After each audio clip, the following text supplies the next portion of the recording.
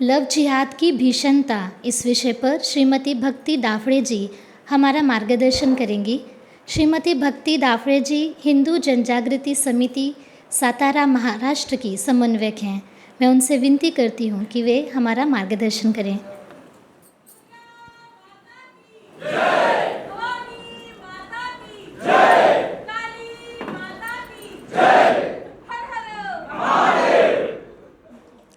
नमस्कार।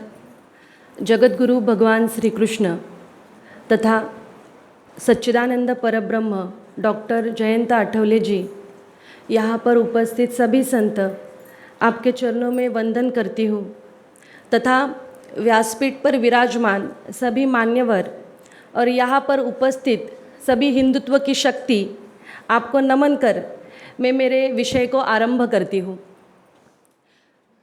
यत्र नार्यस्तु पूज्यन्ते रमन्ते तत्र देवताः। जहाँ नारी का सम्मान होता है, जहाँ नारी को देवी के समान पूजा जाता है, वहाँ पे ईश्वर का निवास होता है।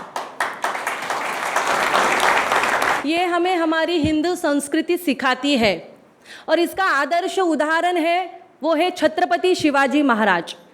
छत्रपति शिवाजी महाराज, इनके सामने जब कल्याण के सूबेदार की बहू को लूट के तौर पे उनके सैनिकों ने सामने लाकर खड़ा किया, उस वक्त छत्रपति शिवाजी महाराज उन्होंने उस सैनिक को डांट लगाई और वो जो बहू थी उसको सम्मान पूर्वक घर पे भेजा। ये हमारी संस्कृति है, ये हमारी शिक्षा है, ये हमें हमारा हिंदू धर्म सिखाता है। पर मुगलों ने क्या किया? तलवार की जोर पे हमारी हिंदू युवतियों को उठाकर ले गए, उनका जबरदस्ती से धर्मांतरण किया, उन पर अत्याचार किए। ये इतिहास है और यही इतिहास आज फिर दोहरा रहा है, पर पद्धति सिर्फ अलग है। उस वक्त तलवार की जोर पे हुआ, अब जो है तो प्रेम के जाल में फंसा कर हो रहा है। उस वक्त जो है तो दीवार में चुनवाया गया, अब फ्रिज में रखा जा रहा है। तो चल तो वैसा ही रहा है। तो उद्देश्य हमें जान के लेना है। आज जब द केरला स्टोरी ये फिल्म प्रदर्शित हुई है, बहुत बड़ी मात्रा में भारत में जागृति होने लगी है लव जिहाद के बारे में। आप सभी ने अपने अपने क्षेत्र में लव जिहाद रोकने हेतु बहुत बड़े प्रयास किए हैं। हिंदू जनजागृति समिति ने भी गत 20 साल से हम लव जिहाद रोकने हेतु प्रयास कर रहे हैं। इन 20 सालों में जो कुछ अनुभव हमें हुआ, वो समिति का पक्ष आज मैं आपके सामने रखने वाली हूँ। 2008 साल में हिंदू जनजागृति समिति ने लव जिहाद की भारत में पहली पुस्तिका प्रदर्शित की और लव जिहाद के संदर्भ में व्यापक स्तर पर जागृति की। उस वक्त जब हम गांव-गांव में जाते थे, लड़कियों को लव जिहाद के बारे में अवगत कराने का प्रयास करते थे, उस वक्त हमें बहुत विरोध हुआ। हमें कहा जाता था कि ये इस्लामोफोबिया है, अन्य धर्मांधों के खिलाफ ये कुछ तो साजिश कर रहे हैं, ऐसे हिंदुत्ववादी संगठनों को और हमें ऐसे कहा जाता था। पर फिर भी हमने लगातार वो प्रयास चालू रखे और आज भी वो प्रयास कर रहे हैं। तो ये लव जिहाद जो है, तो आज मैं लव जिहाद क्या है, वो घटनाएं क्या है, उसके बारे में चर्चा नहीं करूँगी, क्योंकि वो सबको मालूम है। सबने वीडियोस देखे हैं, साक्षी के कैसे टुकड़े हुए, मतलब वो पहले पत्थर फेंक के मारते थे, अब पत्थर से जो है तो वो कुचल रहे हैं। तो ये मैं नहीं बताने वाली, पर मुझे ये बताना है कि इसके पीछे क्या षड्यंत्र है, क्या कारण है। हिंदू युवतियों को इस षड्यंत्र के बारे में जानकारी मिलनी आवश्यक है। उनका जो हेतु है वो उनको स्पष्ट होना आवश्यक है, क्योंकि संकट का उद्देश्य क्या है, संकट क्या है, ये अगर समझ में आए तो उस पर हम उपाय योजना निकाल सकते हैं। तो हमें जो कुछ भी उसके संदर्भ में जानकारी हुई वो बताना चाहती हूँ।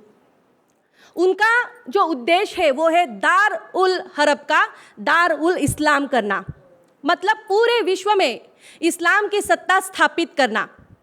पॉपुलर फ्रंट ऑफ इंडिया, ये जो आतंकवादी संगठन, अभी उस पर पाबंदी लाई है सरकार ने। तो सरकार के हाथ में कुछ डॉक्यूमेंट्स लगे जो थे विजन 2047। उसमें लिखा हुआ था कि 2047 तक भारत में हम इस्लाम की सत्ता स्थापित करेंगे। जब मैं छोटी थी तब हमारे इतिहास के शिक्षक हमें बताते थे कि जो पाकिस्तानी है वो कहते हैं, लड़के लिया पाकिस्तान, हंस के लेंगे हिंदुस्तान। 1947 को उन्होंने लड़के भारत से पाकिस्तान अलग किया और अब 2047 को वो पुनः जो है तो पूरे भारत को ही इस्लाम करने की तैयारी कर रहे हैं।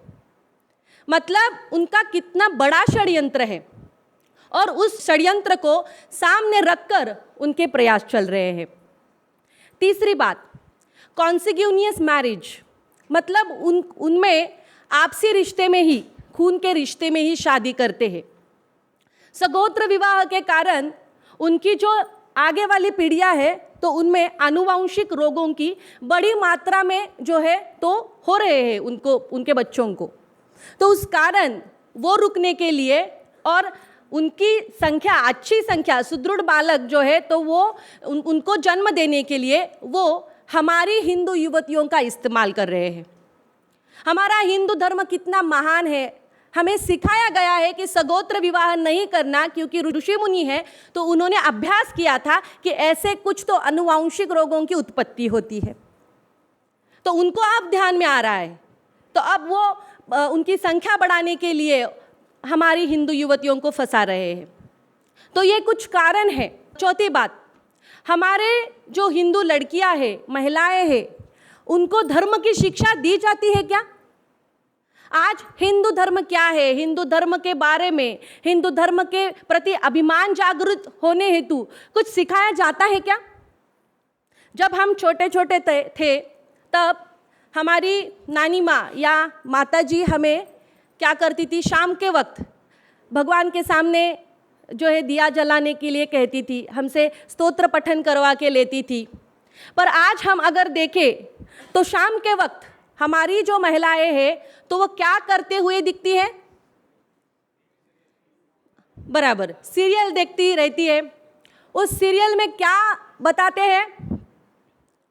पिताजी का अफेयर्स कुछ तो बाहर है और फिर माता जी का भी है। मतलब ऐसे सब व्यभिचार ही उसमें सिखाया जाता है। और एक ऐसे सीरियल नहीं है, ऐसे बहुत सारे सीरियल है कि जिसमें हिंदू संस्कृति के विरुद्ध जो है असभ्य वर्तन करने के लिए सिखाया जाता है। तो इन माताओं के, इन पिताजियों के बच्चे लव जिहाद में शिकार होने ही वाले हैं ना। तो पहले शुरुआत होती है संस्कार के, हिंदू धर्म के संस्कार से। क्या हमारी पीढ़ियों को हिंदू धर्म के संस्कार दिए जाते हैं? तो हमारी लड़कियां फंसने ही वाली है ना। तो यही बात हमें हमारी युवतियों को बतानी है, हिंदू धर्म के बारे में शिक्षा उनको देनी है। साथ ही हमारा जो गौरवशाली इतिहास है, वीरांगनाओं का इतिहास है, हमारे यहाँ रानी पद्मावती हुई है, चित्तौड़ की रानी पद्मिनी हुई है, झांसी की रानी हुई है, रानी चेन्नम्मा हुई है, रानी दुर्गावती हुई है, राजमाता जिजाऊ हुई है। इन सब का आदर्श हमारे सामने आना चाहिए ना। पर आज आदर्श कौन सा आता है? बॉलीवुड की हीरोइन का। तो बॉलीवुड की हीरोइन के आदर्श के कारण अब उनको जो नई पीढ़ी आएंगी तो वो छत्रपति शिवाजी महाराज की आएंगी या तैमूर और जहांगीर की आएंगी। अगर हम हमारा इतिहास देखें तो उसमें जो आदर्श बताए हैं, मैं एक उदाहरण आपके सामने रखना चाहती हूँ। राजमाता जिजाऊ, उनकी जो देवरानी थी तो उसको गोदावरी के तट से महबत खान उठा के लेके गया था। उस वक्त उन्होंने सोचा कि अगर राजघराने की महिलाओं की ये स्थिति है तो सर्वसामान्य हिंदू युवतियों की क्या स्थिति रहेंगी। तब उन्होंने सोचा और उनकी जो कुलदेवता थी माता तुळजा भवानी, उनको प्रार्थना की। वो मैं आपको मराठी में बताती हूँ। उन्होंने कहा, पुत्र देई ऐसा गुंडा जैसा तीनही लोकी झंडा। मतलब मुझे ऐसा पुत्र प्रदान कीजिए कि वो तीनों लोकों में हिंदू धर्म की ध्वजा फहराए और इन पांचों ही जो पातशाही है तो उनका ध्वस्त करे।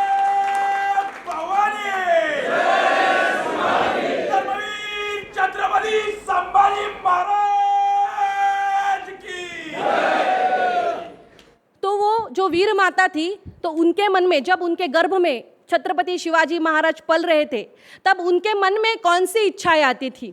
उनको लगता था कि घोड़सवारी करेंगे, तलवारबाजी करेंगे, म्लेच्छों से युद्ध करेंगे, ऐसी इच्छाएं उनके मन में उत्पन्न होती थी। आज की जो पुरोगामी सेक्युलरवादी जो महिलाएं हैं, उनकी तरह शनिदेव जी के चौथरे पे चढ़ेंगे, जो लिव इन रिलेशनशिप में रहेंगे, या मंदिर का गर्भगृह है उसमें जाएंगे, ऐसे धर्मद्रोही विचारों इच्छाएं उत्पन्न नहीं हुई। तो ऐसे संस्कारी माताओं के वजह से हमें छत्रपति शिवाजी महाराज जी मिले हैं। हमारे यहाँ पे बताया गया है, हमारे धर्म ग्रंथों में बताया है कि जो महिलाएं व्यभिचार करती है, उनकी अपत्य जो रहते हैं वो विकृत जन्म लेते हैं। आज समाज में इतनी सारी विकृतियाँ दिख रही है, उसका मूल कारण क्या है? हम जो सिक्का है ना, सिक्के की एक बाजू देख रहे हैं, पर दूसरी भी देखनी चाहिए ना। ताली कभी एक हाथ से नहीं बजती। तो हमें हमारे माताओं को, हमारे हिंदू लड़कियों को भी हमारी संस्कृति सिखाने की आवश्यकता है। आज ये जो सेक्युलर विचारधाराएं रखने वाली महिलाएं हैं, तो उनको ऐसा लगता है कि हम लिव इन रिलेशनशिप में रहेंगे या 31 दिसंबर को नया वर्ष करेंगे तो हम कुछ आधुनिक विचारसरणी के हो गए। तो आज यही मानसिकता रखने वाली जो लड़कियां हैं वही कट रही है। मतलब आज धर्म के अनुसार आचरण करते तो हम लव जिहाद के शिकार नहीं होते। तो यही आज सिखाने की आवश्यकता है। मैं 2 दिन पूर्व कुछ झारखंड के कुछ जो हिंदुत्वनिष्ठ थे, तो उनके साथ बैठी थी बात करते वक्त। तो उन्होंने ऐसे कहा कि झारखंड में जो आदिवासी समाज है, तो आदिवासी समाज कैसे भोला रहता है, तो वहाँ पे बांग्लादेशी जो मुसलमान है, तो वो बड़ी मात्रा में वहाँ पे जो है तो घुसपैठ कर रहा है। और वहाँ की जो आदिवासी लड़कियाँ हैं, तो उनके साथ शादी करके वहीं पे घर जमाई करके रह रहे हैं, और उनकी जो लैंड है, जो ज़मीन है, तो उस पर कब्जा कर रहे हैं। ऐसा वहाँ पे एक गांव है जो पूरा बांग्लादेशी मुसलमानों ने कब्जा करके रखा हुआ है। तो लव जिहाद का इस्तेमाल करके आज मिनी पाकिस्तान भारत में तैयार हो रहे हैं। जो उन्होंने कहा था कि हंस के लेंगे हिंदुस्तान, तो उसकी तैयारी उनकी शुरू है। तो ये जो संकट है, इस संकट के बारे में हमें अपनी माताओं को, महिलाओं को बताना चाहिए। आज लव जिहाद के अनेकों घटनाएं सामने आने लगी है। मतलब जो केरला स्टोरी को ये जो सभी सेक्युलर विचारधाराएं रखने वाले जो विरोध कर रहे हैं, तो 2 दिन पूर्व हमने देखा कि नैरेटिव कैसे सेट किया जाता है। तो अभी भी वैसे ही हो रहा है कि ऐसा कुछ है नहीं। मतलब इतनी सारी घटनाएं सामने आ रही है, इतनी लड़कियों के वीडियो सामने आ रहे हैं, उनको कुचला जा रहा है, टुकड़े हो रहे हैं, फिर भी ये ऐसे नैरेटिव सेट करने के का जो है तो वो प्रक्रिया कर रहे हैं कि ऐसा कुछ नहीं है। तो हमें लव जिहाद के बारे में जागृति करनी है, गांव-गांव में जाके इसके संदर्भ में बताना है। मैंने जो ऐसे एक उदाहरण सामने से देखा था, वो बताती हूँ कि किस तरह से पूरा का पूरा फैमिली जो है वो कैसे ध्वस्त हो जाता है। मतलब हमारे एक वहाँ पे एक 45 इयर्स की महिला थी, और वो सब्जी बेचती थी। वो और उसका पति ऐसे सब्जी बेचते थे। उनके पीछे ही एक मटन का शॉप था। वो 22 साल का लड़का वो शॉप चलाता था। कुछ दिनों बाद वो महिला उस लड़के के साथ भाग गई, और अकेली नहीं भागी, उसको 2 बच्चे थे, दोनों भी कॉलेज को जाते थे। तो जब वो उस लड़के के साथ जाने वाली थी, उस वक्त उसकी जो बड़ी बेटी थी उसको वो साथ में लेके भागी। तो देखिए कैसा षड्यंत्र है, अकेली ने लड़की को लेके भागी। मतलब कितना उसके ऊपर वशीकरण किया रहेगा। मतलब समिति ने वशीकरण के बारे में भी पहली बार बताया है कि क्या है वशीकरण। एक तो धर्म संस्कृति का आचरण नहीं होता, और दूसरी ओर पर साधना न होने के कारण, जैसे राजमाता जिजाऊ उनका उदाहरण देखा कि उन्होंने माता तुलजा भवानी की उपासना करके पुत्र की प्राप्ति की, तो ऐसी साधना भी नहीं रहती, तो वशीकरण में ऐसी लड़कियां फंस जाती है। तो वो जो महिला थी वो अपने लड़की को लेके साथ में लेके भागी। उसका पति उसको बोला कि तुम जैसी हो वैसे मैं तुम्हें स्वीकार करने के लिए तैयार हूँ, तुम वापस आओ। पर वो नहीं मानी। पूरा का पूरा, मतलब वो लड़का क्या सोचता होगा कि मेरी माता, मतलब माता का स्थान हमारे जीवन में कितना महत्वपूर्ण है ना। तो आज उस मतलब हमारे हिंदू कैसे करते हैं ना कि कुछ कम ही लोग रहते हैं जो सपोर्ट करते हैं, उनको आधार देते हैं, बाकी के लोग तो हंसते ही है ना, तो उनका पूरा ही जीवन, पूरा फैमिली ये हो गया। तो ऐसा एक उदाहरण नहीं है, ऐसे बहुत उदाहरण है कि हिंदू धर्म नष्ट करने के लिए हमारी जो हिंदू संस्कृति की नींव है, हिंदू धर्म की नींव है, महिलाएं और मंदिर है, उस पर ही आघात हो रहे हैं। तो आज हमारे हिंदू धर्म के रक्षा हेतु हम महिलाओं ने धर्म रक्षा के लिए कटिबद्ध होना है। हमारे अंदर जो सुप्त रूप से दुर्गा, चंडी, काली का तत्व है वो हमें जागृत करना है धर्म की शिक्षा लेके। तो आज लव जिहाद का जो षड्यंत्र है वो षड्यंत्र हमें गांव-गांव में पहुंचाना है, क्योंकि prevention is better than cure. आज बहुत सारे यहाँ पे हिंदुत्वनिष्ठ है जो अपने गांव में लड़की, जो फंसी हुई लड़कियां हैं तो उनको जाके ढूंढ के लाते हैं, पुलिस कंप्लेंट करने के लिए थाने में लेके जाते हैं। पर बहुत ऐसा अनुभव हुआ, अभी मैं यहाँ पे आने से पूर्व भी ऐसे घटना एक हुई थी। 2 गांव में ऐसी समस्या आई कि उन्होंने क्या किया, लड़की को वो ढूंढ के लेके आए और पुलिस थाने में वो लेके गए, उस लड़के को भी लेके गए। तो एक ने फ़ोन किया कि आप क्या करना है, तो मैंने उनको पूछा कि वो जो लड़की है उसके माता पिता का क्या कहना है। तो वो बोले कि वो कह रहे हैं फांसी दो, फांसी दो। मैं बोले ठीक है, कहाँ पे है माताजी और पिताजी? घर पे है। तो घर पे बैठ के फांसी दो करके होने वाली है क्या? खुद के लड़की को बचाने के लिए पुलिस कंप्लेंट थाने में आना आवश्यक है ना। तो आज माता पिता भी, उनकी मानसिकता नहीं रहती कि हम आगे जाएंगे, कंप्लेंट दर्ज करेंगे, हमारी लड़की के रक्षा हेतु कुछ तो प्रयास करेंगे, ऐसे नहीं दिख रहा है।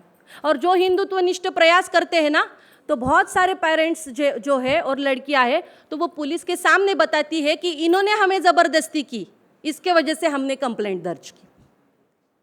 ऐसी स्थिति है। तो हमें उनको बचाना तो है ही, पर उनको एक को बचाते बचाते हजारों युवतियाँ अगर भाग गई तो क्या करेंगे? तो उन हजारों की भी कुछ तो व्यवस्था करनी चाहिए।